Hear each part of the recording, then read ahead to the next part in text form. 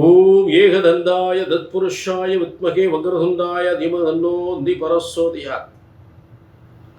குரு பிரம்மா குரு விஷ்ணு குரு தேவோ மகேஸ்வரராய. Next gen நேர்கள் அனைவருக்கும் கோடான கோடி நமஸ்காரங்களை தெரிவித்துக் கொள்கிறேன். இந்த நிகழ்ச்சிக்கு ஆதரவு தந்த உங்கள் அனைவருக்கும் மீண்டும் பல கோடான கோடி நன்றிகளையும் தெரிவித்துக் கொள்கிறேன். தொடர்ந்து ஆதரவு தாருங்கள்.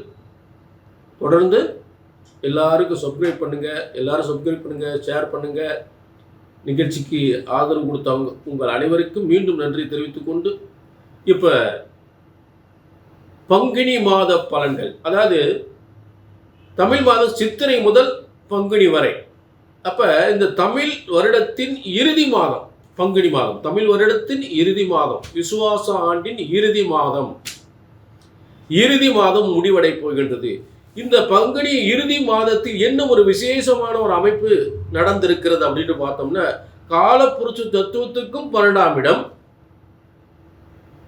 தமிழ் வருடத்திற்கும் இறுதி மாதம் 12ஆம் மாதம் ஆக இரண்டும் இணைந்து அங்கே சனி பெயர்ச்சி ஆயிருக்கின்றது மீனராசியில். காலப்புருஷ தத்துவத்துக்கும் 12ஆம் இடம் மீனராசி. ஆக தமிழ் வருடத்திலும் 12ஆவது மாதம் அந்த மீனராசி. இந்த இரண்டு விதமான அமைப்புகளில் அங்கே அந்த மீனராசியில் இந்த பங்குனி மாதத்தில் சனி பகவான் அங்கே பெயர்ச்சி அடைந்திருப்பதுதான் அதற்குரிய சிறந்த பலன்கள். சித்தர்கள் முனிவர்கள் சொன்ன முறைப்படி இங்கே உங்களுக்கு பலன்கள் வழங்கப்படுகின்றன. பிரம்மனால் உங்கள் தலையெழுத்து எழுதப்பட்டிருக்கின்றது என்பதை மட்டும் மறந்து விடாதீர்கள். பிரம்மனால் உங்கள் ஒவ்வொருவரின் தலையெழுத்து கர்ம வினைப்படி உங்கள் யோகங்கள், உங்கள் பிறப்பின் யோகங்கள் பிரம்மனால் எழுதப்பட்டிருக்கிறது என்பதை மறந்து விடாதீர்கள். ஆக ஜோதிட சாஸ்திரம் பிரம்மனால் படைக்கப்பட்டது. ஒரு ஜோதிடத்தின் பலன் அல்லது நான் சொல்லக்கூடிய பலன் சரியா நடக்கல அப்படின்னு ஒன்றும் உங்க ஜாதகம் தப்பா இருக்கணும், இல்லாட்டி ஜோசியர் நான் தப்பா இருக்கணும். அந்த தவறு இங்க ஒருபோது வரக்கூடாது. புரிஞ்சுட்டீங்களா? ஒருபோது வரக்கூடாது. கல்யாணமா சொன்ன மாசம், வேலையா சொன்ன மாசம், புத்திர பாக்கியமா சொன்ன மாசம், சொத்து சுகமா சொன்ன மாசம் நடக்கணும், நடந்தே ஆகணும். இது பிரம்மசாஸ்திரம். பிரம்மனால் படைக்கப்பட்ட ஜோதிட சாஸ்திரம் ஒருபோதும் தப்புவதில்லை, தவறுவதில்லை. இப்ப தொடர்ந்து இது பொது பலன். அதே நேரத்தில் உங்க தனிப்பட்ட ஜாதகத்தை பார்க்கணும்னா உங்க ஒரு அப்பாயின்மெண்ட் வாங்கி பார்த்துக்கலாம். சரிங்களா?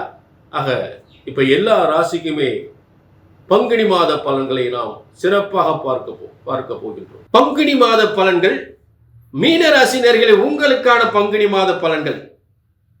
கவலை விடுங்க. ஜென்மச்சனி உங்களுக்கு வந்திருக்குன்னு சொல்றீங்க. நாங்க ஜோசியர் சொல்றோம், கவலையை விடுங்க. என்னங்க ஜென்மச்சனின்னு சொல்றீங்க, அப்புறம் கவலையை விடுங்கன்றீங்க. ஏன்னா இப்ப உங்களுக்கு சுபத்துவம், சுப கிரகம் மீன ராசியில சுக்கிரன் உங்களை ராசியில மீனத்தில் உச்சம் பெற்று இருக்கக்கூடிய ஒரு சிறந்த அமைப்பு. 3 8க்குரியவன், 3 முயற்சி 8 பிரம்மாண்டம். அப்ப உங்களுடைய முயற்சியை பிரம்மாண்டமாக வெற்றி அடையக்கூடிய நிலை. 10ஆம் இடத்துக்கு லாபஸ்தானம் தான் 8ஆம் இடம். 10ஆம் இடத்திற்கு லாபஸ்தானம் 8ஆம் இடம். அப்போ 10ஆம் இடத்துக்கு லாபஸ்தானம் 8ஆம் இடம் போய் உங்கள் ராசியிலே உட்கார்ந்துச்சுன்னா, அப்போ செல்வம், பொன் பொருள் செல்வங்கள் நல்ல யோகங்களை கொடுக்குமா கொடுக்காத? 10ஆம் இடத்துக்கு லாபாதிபதி 8ஆம் இடம். அப்போ அந்த 8ஆம் இடத்துக்கு அதிபதி சுக்கிரன் உங்கள் ராசியில் உட்கார்ந்துருக்காருன்னா செல்வம் கொட்டுமா கொட்டாத? லாபம் கிடைக்குமா கிடைக்காதா? கண்டிப்பாக கிடைக்கும்.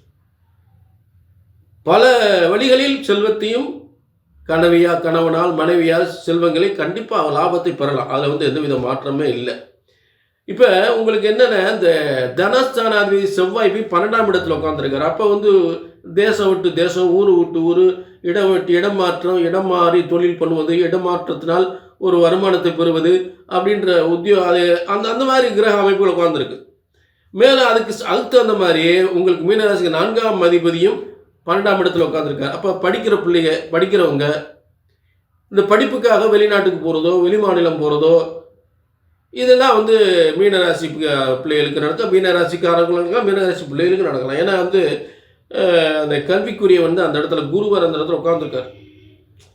குரு அந்த இடத்த பார்ப்பார். அவரே 10ஆம் அதிபதி, அதாவது படிச்சுட்டு வேலை இல்லாமல் இருக்கிறவங்களுக்கு வெளிநாட்டில் வெளி மாநிலத்தில் வேலை.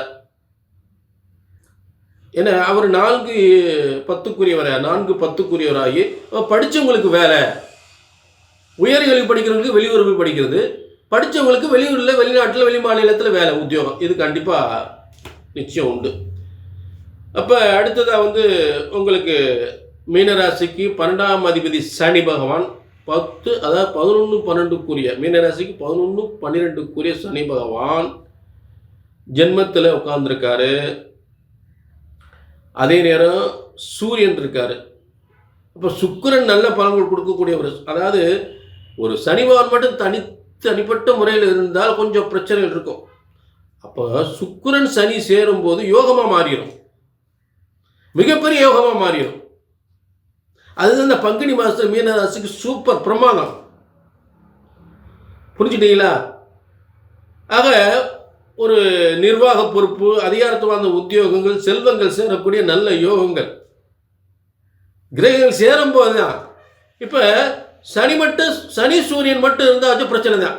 ஆனால் சுக்கிரன் சேரும்போது அது ஒரு பிடித்தமான, சனி பகவானுக்கு பிடித்தமான யோகத்தை, பல யோகத்தை தரக்கூடிய செல்வ யோகத்தை, திருமண யோகத்தை, கணவன் மனைவியால் ஏற்பட்ட பிரச்சனை தீரக்கூடிய ஒரு கிரக அமைப்புகள் சேர்ந்திருக்கிறது. என்ன சொன்னேன்? கல்வி மாற்றம், இடம் மாற்றம், உத்தியோக மாற்றம் உண்டு. அதில் மாற்றம் இல்லை. புரிஞ்சுங்களா? பிரச்சனைகள் தீருது. இந்த பங்குனி மாதம் மீன ராசிக்கு மனசில் ஏற்பட்ட பிரச்சனைகள்லாம் தீரக்கூடிய ஒரு மாதம். அதில் மாற்று கருத்தே இல்லை. புரிஞ்சுட்டீங்களா? ஆக இது பொது பலன். உங்கள் தனிப்பட்ட ஜாதகத்தை பார்க்கணும்னு கீழே நம்பருக்கு நோட் பண்ணிக்கங்க. கண்டிப்பாக பிரம்மன் என்ன தலையெழுத்து உங்கள் விதியில் எழுதியிருக்காரோ அதுதான் சொல்லப்படுறேன். சும்மா ஏன் சௌரியத்துக்கு சொல்ல போகிறதில்லை. ஜோதிடம் ஒருபோதும் தப்புவதில்லை, தவறுவதில்லை.